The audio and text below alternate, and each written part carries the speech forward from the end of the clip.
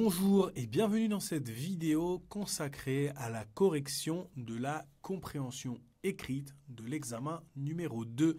C'est parti, on commence tout de suite avec l'exercice numéro 1. Exercice numéro 1, on a eu un premier texte et là on parle des urgences tout simplement à l'hôpital. Le problème des urgences, c'est la distance. La distance, pourquoi? Parce qu'il y a des personnes qui habitent à plus de 30 minutes des urgences. Il faut faire attention, quand on dit l'attente en fait, ça concerne les personnes qui arrivent aux urgences et qui attendent d'être prises en charge. Ce n'est pas 30 minutes d'attente, non, c'est la distance entre les urgences et votre maison, tout simplement. Et après, on a l'efficacité.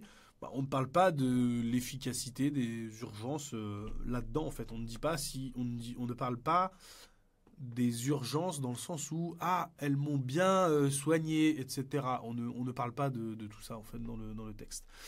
Ensuite, on a le problème d'Aurélia concernait sa main. Pourquoi? Parce que l'auriculaire, c'est le petit doigt de la main. C'est ça l'auriculaire. Mais l'auriculaire, ça signifie aussi un domaine. C'est tout ce qui concerne l'oreille, ok? Donc l'auriculaire, c'est un domaine où c'est le petit doigt. Et on sait qu'elle a risqué l'amputation, donc elle s'est blessée, on va dire. Elle s'est blessée le petit doigt, mais on ne peut pas dire elle s'est blessée l'auriculaire. On ne peut pas dire elle s'est blessée le microbiote. On ne peut pas dire elle s'est blessée la santé mentale, donc on ne peut pas dire elle s'est blessée l'auriculaire du domaine de l'oreille, en fait. Elle s'est blessée la main. Ok? Donc on a sans son voyage à Toulouse, Aurélia aurait pu, attention, aurait pu perdre un membre. Elle aurait risqué l'amputation. Vous voyez? Le conditionnel passé, c'est quand on explique quelque chose en fait qui aurait pu arriver, quelque chose qui ne s'est pas passé en fait. Perdre un membre, elle aurait risqué l'amputation. Faut bien comprendre ça. L'amputation, c'est quand on enlève, par exemple, on enlève le petit doigt. Perdre un membre, c'est un doigt, c'est une main, un bras, une jambe. Ok? Tout ça, ce sont des membres du corps humain. Et elle aurait pu en perdre un. Se soigner seule, non, elle aurait pu se soigner seule, on va dire, c'est localement avec un médecin. Mais elle ne se soigne pas elle seule. C'est un médecin local qui l'aurait aidé à se soigner. Ensuite, on a attendre très longtemps aux urgences. Non, ceci n'est pas indiqué dans le texte. On ne sait pas combien de temps elle aurait attendu aux urgences. La suite. Cédric Rossi et Vincent Bounès sont d'accord sur la dangerosité d'une prise en charge tardive. Donc on a Cédric Rossi qui dit que la barre des 30 minutes, c'est un seuil critique. À partir de 30 minutes, c'est très très très dangereux pour les personnes en fait qui ont des problèmes de santé et qui sont à 30 minutes des urgences. Okay? Après, on a ensuite au-delà duquel les chances de survie diminuent drastiquement. Voilà, 30 minutes, c'est très dangereux de survivre. Okay? Et ensuite, on a plus le patient est pris en charge rapidement, meilleures sont ses chances de récupération. Donc, il y en a un qui dit que 30 minutes, c'est trop loin, c'est dangereux pour notre survie. Et l'autre, il dit que plus on est pris en charge rapidement, mieux c'est. Okay? Donc, ils sont tous les deux d'accord, en fait, sur la dangerosité d'une prise en charge tardive. Ensuite, on a la proportion de personnes vivant dans les déserts médicaux. Eux, ils ne parlent pas en fait du nombre de personnes qui vivent dans les déserts médicaux. Ils parlent plus des risques qu'ils encourent. Ensuite, on a l'urgence d'équiper certaines zones. Ils n'en parlent pas non plus. C'est vrai qu'en fait, dans le texte, on parle de cette urgence d'équiper certaines zones, mais ces deux personnes-là, c'est important en fait de vous concentrer sur l'avis de ces deux personnes-là et sur ce que ces deux personnes-là disent. Même si vous trouvez des éléments en rapport avec l'urgence d'équiper certaines zones dans le texte, vous les voyez, oui, c'est clair, c'est urgent, il faut équiper certaines zones, mais est-ce que Cédric et Vincent en ont parlé? Non, ils n'en ont pas parlé. Les différences entre les régions, c'est réduisent l'espérance de vie des campagnards. Vous voyez, ces éloignements creusent un fossé entre l'espérance de vie des citadins et des ruraux. Les citadins sont les personnes qui vivent en ville. Les ruraux sont les personnes qui vivent à la campagne. Et ça souligne une différence de 2 ans. Les personnes qui habitent en ville vivent 2 ans de plus que les personnes qui habitent à la campagne. Alors voilà, il faut faire très très attention. Donc ces différences entre les régions, elles n'équilibrent pas l'espérance de vie des campagnards. Pas du tout, parce que je viens de vous montrer pourquoi. Et elles réduisent l'espérance de vie des citadins. Non, parce que les citadins vivent 2 ans de plus que les campagnards. La cause de l'arrêt des urgences, c'est les ressources humaines insuffisantes en raison d'un manque de personnel. Okay, les ressources humaines, en fait, c'est tous les infirmiers, les médecins et les aides-soignantes. Et ensuite, on avait quoi comme autre le volume des patients qui est ingérable. On ne parle pas de ça, du volume de patients qui est ingérable, ou le manque de patients. Non, on ne parle pas des patients. En fait, c'est le problème, même s'il y a trop de patients, c'est que s'il y avait assez de médecins, assez d'aides-soignantes et tout ça, il n'y aurait eu aucun problème. Les urgences auraient pu continuer. Mais c'est très dangereux pour des personnes malades d'aller aux urgences. Et les médecins reçoivent des personnes qui sont gravement malades ou gravement blessées, ne peuvent pas les accueillir, ne peuvent pas prendre soin d'eux. C'est dangereux en fait pour l'hôpital. Moi, si j'ai une crise et que j'ai un gros problème et que l'hôpital ne le prend pas en charge et que je suis infecté, j'ai le droit de porter plainte parce que l'hôpital ne m'a pas pris en charge assez rapidement. Donc voilà pourquoi certains services d'urgence ferment en France. La solution serait la construction d'établissements de santé, le déménagement de personnes à risque, non, la venue de médecins urgentistes, c'est-à-dire que c'est des médecins généralistes formés à la médecine d'urgence. Elle est toute simple la solution. On ne va pas construire des établissements de santé, ni demander aux gens qui présentent des risques de santé de déménager. Non, le but ici, c'est vraiment d'avoir des médecins urgentistes dans les zones qui sont à plus de 30 minutes des urgences, tout simplement. Donc voilà pour l'exercice 1. Je te laisse compter tes points et on va passer maintenant à l'exercice numéro 2. C'est parti. Exercice 2. Le Royaume-Uni voudrait B. Restreindre l'accès au tabac à certains mineurs. Il faut bien lire la question ici, c'est super important. Restreindre l'accès au tabac à certains mineurs qui ne pourraient jamais acheter de cigarettes ni de produits de vapotage pour des personnes nées il y a 16 ans. En fait, nées il y a 16 ans, ce sont les personnes, par exemple, ce sont des mineurs, mais pas tous les mineurs. Un mineur, pour ceux qui ne le savent pas, c'est une personne qui a moins de 18 ans. Et quand une personne a moins de 18 ans, c'est un mineur. Certains mineurs, ce sont les mineurs de moins de 16 ans. Ici, les personnes qui sont nées il y a 16 ans. OK ? Ensuite, on a C, interdire la vente de tabac aux mineurs. Non, c'est autorisé pour les mineurs de 17 ans, mais interdit pour les 16 ans et moins. Je ne sais pas si j'arrive à me faire comprendre. Ce n'est pas tous les mineurs. Les mineurs de 17 ans, c'est bon. Ensuite, on a la consommation de tabac au Royaume-Uni, c'est ce qui tue le plus. Non, c'est la première cause de décès évitable. C'est-à-dire que vous avez plusieurs... Ce qui tue le plus, on ne sait pas ce que c'est. Mais ce qui tue le plus et qui peut être évité, c'est ça. Okay ? Peut-être que ce qui tue le plus, c'est les accidents de voiture, on ne sait pas.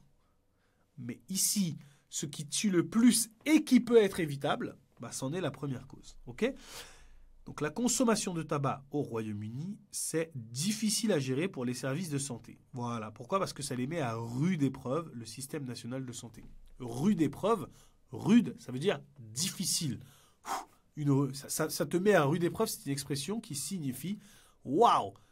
l'examen de DELF B2 m'a mis à rude épreuve. Mon Dieu, ce que c'était difficile. Donc voilà, on les met en difficulté de gestion, simplement. Ensuite, on a c'est une mauvaise chose pour les conservateurs sont d'accord avec cette interdiction. Ensuite, on a les problèmes. Les problèmes des gouvernements avec le tabac, c'est l'augmentation de son prix. Non, ça c'est le problème des fumeurs. L'État, que le prix soit à ce prix-là ou ce prix-là, ça ne lui fait rien au gouvernement.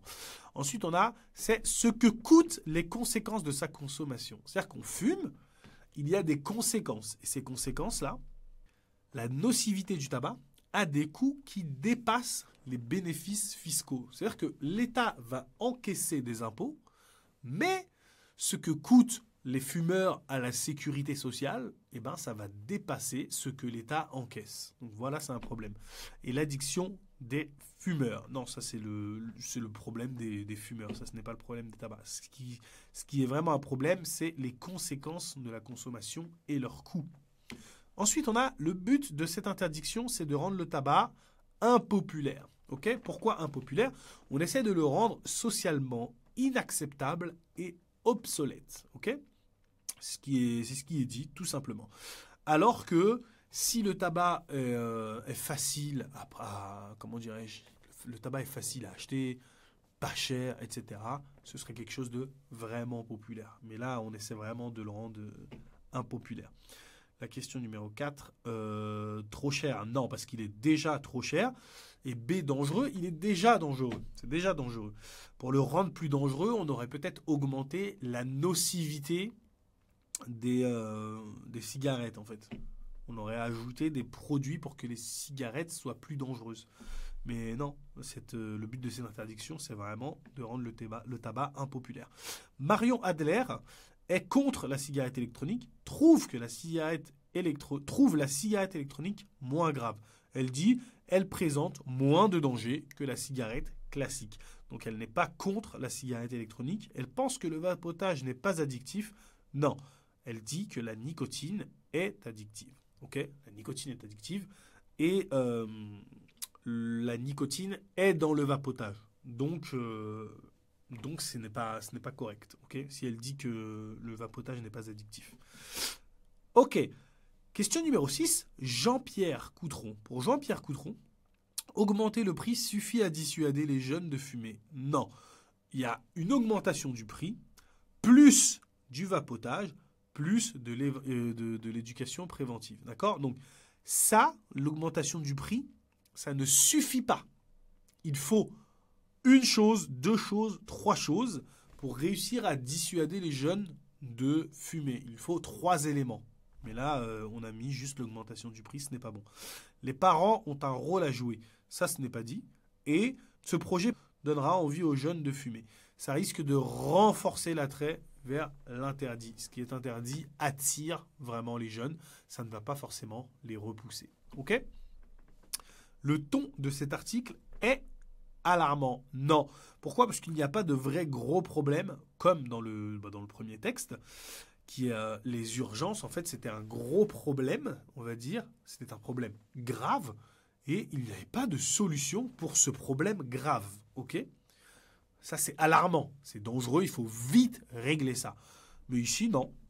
Ce n'est pas un gros problème. On ne dit pas tous les jours, il y a des jeunes, des mineurs qui meurent à cause du tabac. Et ça augmente tous les ans, il y a des jeunes qui meurent à cause du tabac. Non, si c'était ça le sujet du texte, oui, ça aurait été un texte alarmant.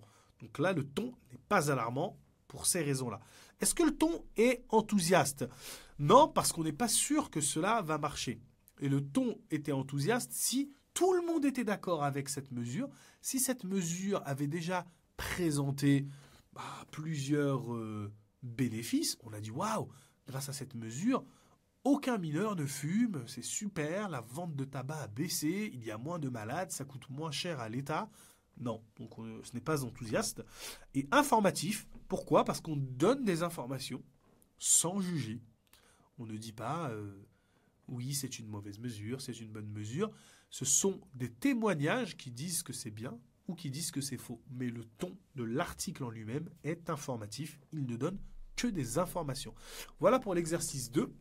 Je te laisse compter tes points et après, on passe à la correction de l'exercice numéro 3. Allez, let's go. Exercice numéro 3. Il gère le temps passé sur chaque leçon. Voilà, Johanna. Car je peux adapter le rythme à leurs besoins. Donc voilà, les devoirs à la maison peuvent être longs pour certains élèves et peuvent être courts pour certains élèves. Et elle, c'est ce qu'elle dit en fait. Il gère le temps passé sur chaque leçon. En classe, c'est différent. C'est le professeur qui dit combien de temps on passe sur chaque leçon. L'école est indispensable pour développer la vie en communauté. C'est Nabil. D'aller en classe est essentiel pour apprendre à vivre en société. La vie en communauté, la vie en société, c'est exactement la même chose. On apprend à vivre avec les autres. Et c'est Nabil qui parle de cette idée. Ça peut être bénéfique. Il faut de la rigueur. Léa, ça doit être très encadré. Il faut un suivi régulier pour s'assurer que l'enfant ne prend pas de retard. C'est ça en fait la rigueur. La rigueur, c'est un mélange, on va dire, de discipline et de régularité. Okay ? On dit, on fait les devoirs tous les jours à telle heure et on s'y tient. Okay ? Voilà, c'est Léa. Maintenant, on a les plannings chargés de l'école peuvent rendre anxieux. Johanna, en fait, le mot là, ici, il faut bien comprendre planning, il faut bien comprendre emploi du temps. Elles étaient souvent stressées par les emplois du temps. Un emploi du temps, c'est une feuille avec tous vos horaires. Et un planning, c'est la même chose. 5. L'apprentissage à domicile peut conduire à un isolement. C'est Nabil. Le risque de repli sur soi est réel. Le repli sur soi, c'est exactement ça, l'isolement. On ne se sent pas bien avec les autres, donc on reste avec soi-même, comme ça, dans son coin. Okay ? La suite, 6. C'est important de proposer des activités extérieures pour assurer une vie sociale. Ça, c'est Johanna. Je veille à organiser régulièrement des sorties et des rencontres avec d'autres jeunes pour éviter l'isolement. Voilà pourquoi c'est important de proposer des activités extérieures. Ça, c'est Johanna et elle parle de ce qu'elle fait. Voilà pour l'exercice numéro 3. Je te laisse mettre ta note. Si tu aimes ce livre, je te laisse mettre 5 étoiles sur Amazon. Merci beaucoup. Allez, ciao.